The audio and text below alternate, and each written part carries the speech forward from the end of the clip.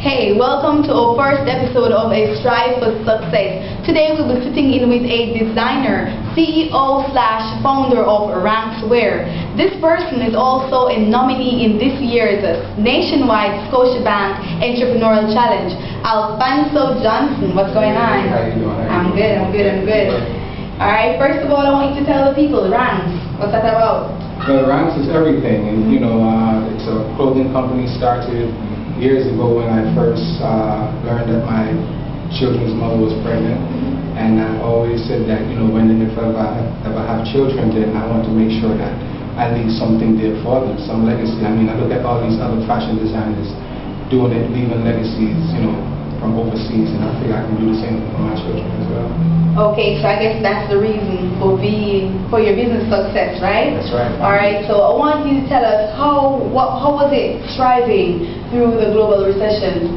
Wow, man. I mean, it was so difficult at times that, you look and you say, well, all right, cool, I have all this stuff out in the streets and I'm everywhere. I mean, Negril, Mandeville, Kingston, St. Catherine, all these different parishes. Yeah. But what I realized was that I really wasn't making any headway. All these things became obstacles as opposed to stepping stones. Okay. So I just realized that I had to reshape my business, look at what I was actually doing wrong, and try to do something totally different, and that's what I did.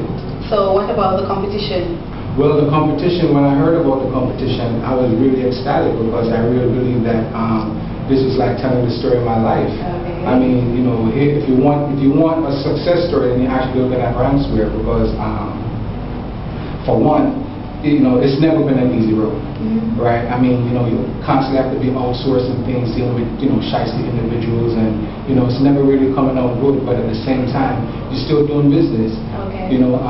One of the struggles that I actually went through that I, really caught my attention was, is that people are actually taking your stuff on consignment, and you're actually having your stuff in stores, waiting on them to call you and say, okay, well, I have some money for you, or whatever the case may be, and actually they really weren't doing anything for you. They were more or less stifling the growth of what I was trying to accomplish. So what I did was, looking at that as being one of my major challenges, is I said, you know what, I really need to get my stuff out of these stores because they weren't doing any good for me. So what I did was, I went around taking stuff out of stores, and people was like, you sure that's a wise business decision? And to them it probably wasn't. But for me it was. In fact, it's one of the primary reasons why I'm still here today. So you did that because you saw that as a solution to the problem, right? Yes. What else did you do? What was the next level for you after deciding to do that? Okay, well, what I did was I found a young lady who decided that she really needed to work, right? And I believe, employing people that wants to work. That's most important to me. So what I did was the stuff that I actually took out the stores and the stuff that I was actually manufacturing, I gave it to her and I told her, listen, sell the shirts on a consignment basis and earn some money for yourself. Okay. And I found that I was actually making more money doing that than leaving the stuff in some of these stores. And the stores, they just was handcuffing me. And what were the other means of promotion for Ranx Wear? Wow, man. I mean, I did TV, I did fashion shows, I did charity events, I did expos, markets, lobby celebration, birthday celebration at Ocherias, IRFM, Haiti, the earthquake that took place in Haiti. We did a benefit fashion show for them, for the kids, and the monies that was raised from that particular event was sent to aid the children. Quickly, tell us about that venture in Haiti. Wow. Well, what we did was that some students from UA decided that it would be a good cause, and they chose individuals that was actually more conscious about people and not necessarily about money. So they contacted me and asked me if I would come on board, and I was part of the planning committee. I was part of the designers that designed the banner and all of the stuff that really went into the manufacturing of the whole show itself. That's good though. Yeah. It's very good. All right, tell the people, what's Ranx Wear? Who does Ranx cater for?